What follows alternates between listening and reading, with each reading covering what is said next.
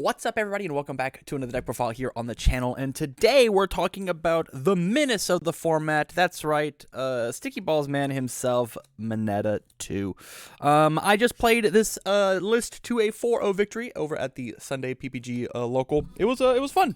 Played a lot of fun, hard games, and this is the list that I took. So if you want to see those, make sure that you go and catch the matches. They'll be live over on the YouTube channel as well. And without further ado, let's go ahead and just jump into it. So, Mineta. So, Mineta is a 5-hand size character, 31 health. We were playing under the water symbol today. And the elevator pitch that I have for this guy is I gotta throw a poke every turn so I can steal a momentum so that I can stay safe. And I'm constantly debuilding you one every single time. I always want to click the button on my turn in order to debuild you a foundation, but I only sometimes want to click the button on your turn to debuild you. It really depends, actually. It really depends. So Mineta feels really good. His other game plan is once I've secured that momentum, I discard that momentum on my opponent's turn. Sometimes I do it on my turn. 9 times out of 10, it's on my opponent's turn. Put the speed of this attack to 0, and then I draw a bonus card. So he's puts the speed to 0, draws a block, makes my block happen. Very defensive. A lot of defense, a lot of disruption. So inherently, this is just a very slow deck. And so my goal with Mineta was actually to try and make this as aggressive as I could make it. And even then, with me trying to make it aggressive, it did not work out that well. I think I only finished 2 out of the 4 games that I played. So with that, we'll go ahead and jump into the attack lineup. The first attack that I'm playing is we're playing 4 tape swing. Excuse me. We have to play 4 tape swing because it is a throw without the throw keyword. And so all the throw hate that exists from set 2 just does not touch this card. This card is the best poke that we can play on our turn.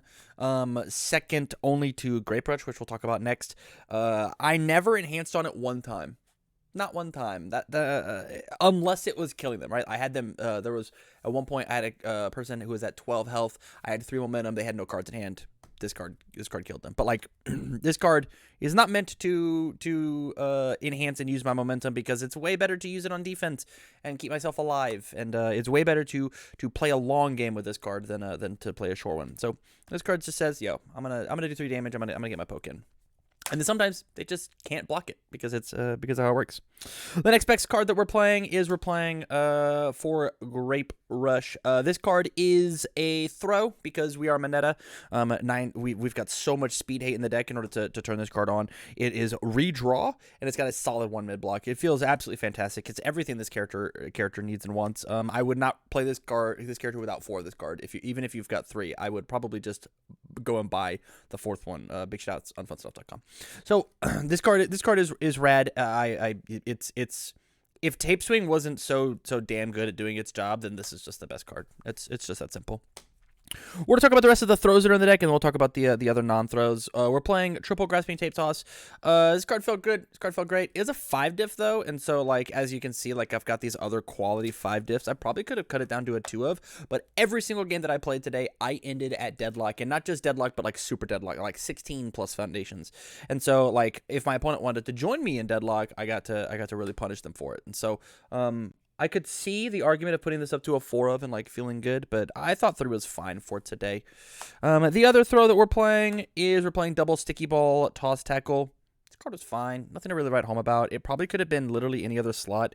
It was just like an accidental 4 damage move that went to momentum always. So it normally always only did 2.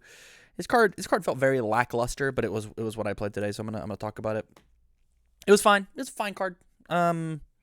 Yeah, probably would have done better if I was playing more 7-hand size characters, but seeing as I played a bunch of 5-hand size characters, my character card just got to really pull the weight. The last throw that we're playing a single creeping vine eruption. This card was good all day. This card never got blocked, so it was just like a 5 damage, sometimes like 7 damage free move because of some of the aggro stuff that I got to just place on it. This card felt great. This card was really tight. I probably should run more, but once again, my 5 diff slot is really tight, so there's that. On to the non-throw attacks, I gotta close out games. That is the biggest complaint that I have about this guy.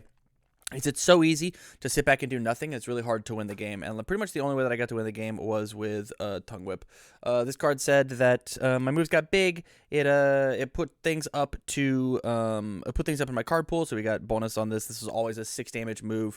I mean, this card is just bread and butter for both Minetas. So it feels good. It feels great. I mean, this card by itself won me 3 games today, so I can't argue about it. Onto the last one of that we're playing for some flow. One Frigid Heat Wave. Honestly, it's a good low block. I'm trying to play as many attacks as I can because I'm trying to be aggressive, and once again it still didn't work out. And I'm playing just enough range cards to when I see this late, I can draw my 2. I got to when I did see my 1 copy, I just held on to it until I found my range cards, and then got to burst for 1 turn, and it felt amazing. Pretty much never discarded the top cards for the damage because I knew that my ratios weren't there. Any any attacks that I hit, like Great Brush isn't actually a range card, so why do I care about it? It was good at the one of because of all the non-range that we're playing. If you wanted to go for a more range centric package, I could easily see putting up to 2 and 3 and just being really oppressive that way. Onto the disruption cards, we've got double Ice Storm. Breaker's good. It's another low to span the lows, and then can't be blocked by attack cards. You shove a thing up into their card pool. We want to go to deadlock, and so they want to go to deadlock. So it's very fast. It hits really hard, and it's a good offensive way to use momentum in case you don't find your tape swings to do so. That never really happened though. I just blocked with it and breakered. Same thing with the Cheerful Uppercut. 2 mid block breaker. Breaker for the rest of the turn because I stuff a card in my card pool. You stuff a card in your card pool. Mix that with Mineta. Mix that with something like Sticky Balls. Then they just end their turn. And so there's if we find this as a block, we end their turn. I probably would actually switch my ratios if I was playing it. I'd probably play 1 Ice Storm and then double Cheerful Uppercut, just because of how potent it is with Mineta. But it really depends. This card's really good for stopping my opponent from continuing to build in their turn, and this card's really good for stopping my opponent from attacking in their turn. So it really just depends on what you want, what you value. And in this deck, I valued the D build more. Onto our foundations. Onto our action and asset. We're not playing any. We're playing the water symbol. We could play some of the cool infinity ones, but there weren't any that caught my eye. And so on to the foundations, we're talking about the 4 jobs that the foundations do of aggro, defense, flow, disruption. And the first aggro card that we're going to talk about is First Villain Encounter. The whole point of this card was to just stack on a little bit extra speed, a little bit extra damage in order to push things up. It was also a really good deterrent for making my opponent not want to go to deadlock, because as soon as I flip First Villain Encounter and I have a single Tongue Whip, I probably just kill you, especially with how the chip damage of my throws. And so this card is great. I loved it every time that I saw it. There was one point that I had 2 on the board and my opponent was just not allowed to go to deadlock, not allowed to go to 14, or else I just flipped these, stuffed 5 cards in their card pool, and then just won the game. And so this card felt great. Beautiful, beautiful card.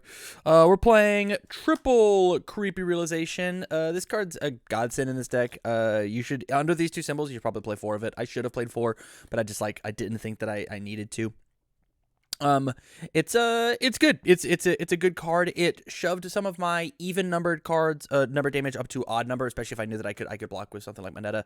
But at the same time, on defense, there were plenty of times where I would stuff them with 4 cards in their card pool. They would throw an 8 damage move, and I'd have double creepy and be like, all right, well, you got to throw another one. So, I don't even have to spend the momentum to block. I actually, most of my games, because of if I saw double creepy, I just stockpile momentum. I think I ended one game with 4 momentum, which I just didn't care about blocking at that point because I had so much damage reduction. And then my last aggro card is Defrosting. This card is exceptionally. This card is the best target with the Fury Great Brush. This combo is so nuts. It gets the -1 speed and then +2 damage, and then another +2 damage. So it's a 3 mid for 10 throw.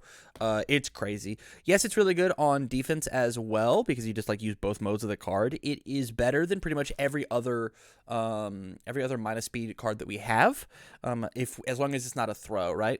I will say about this card, though, it is a 3 diff, and we're playing the 2 check, and so that's why I'm not playing more of it. If I was playing more of a safety 3s deck underwater, I would probably be bumping this up genuinely to a 4 of. This card felt really, really good, and maybe that's the reason I felt like I wasn't killing people, because I was too scared of the 2, and I should have just played more of these. Onto the defense, which is probably, I think, the biggest part of my deck. A lot of it's all speed hate. Survivor the Final, it does the same job as Defrosting without the damage pump, so that your Great Brush is live without committing a card.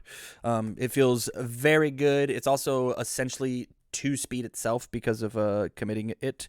We're playing double Ice Gliding. This is the second best option when it came to triggering the best card in our deck, which is the Great Brush. I'll turn it sideways, give it the -2 speed, give it the damage back. If they block it, my next one gets a little quicker. It's also felt fantastic on block. I think this might be like one of the only decks that I enjoyed Ice Gliding in. Every other deck that I play Ice Gliding, I just like have not cared about it. But it's because of how block-centric this deck is.